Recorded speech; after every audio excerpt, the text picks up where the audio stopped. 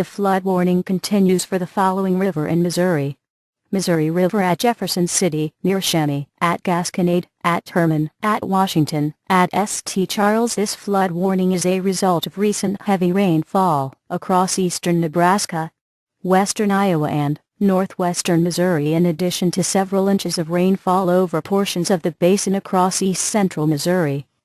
Due to an above-average snowpack that is currently melting across the northern Rocky Mountains, and above-average precipitation across the northern High Plains this spring, reservoirs along the northern portion of the Missouri River have been filled to near capacity. Upstream reservoir releases have begun, and will likely continue for much of the summer. Record releases from Gavins Point Dam just upstream from Yankton, South Dakota, of 160,000 CFS are expected to continue well into August.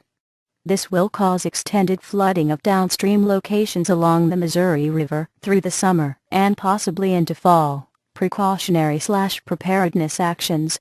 The National Weather Service will monitor this situation and issue follow-up statements as conditions or forecasts change. Never drive cars, trucks, or sport utility vehicles through flooded areas. The water may be too deep to allow for safe passage. Remember, turn around, don't drown.